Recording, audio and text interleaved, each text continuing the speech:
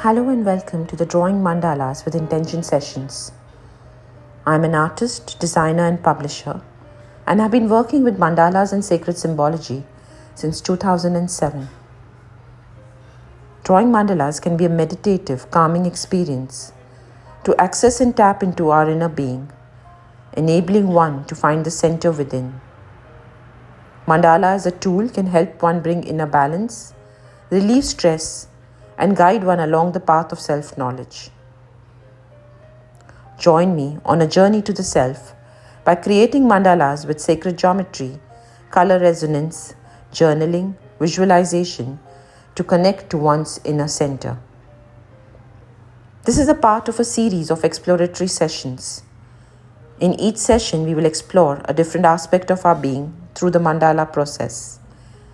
Each session is independent, so you can attend any one or more. Look forward to being with you on this journey. Let's begin.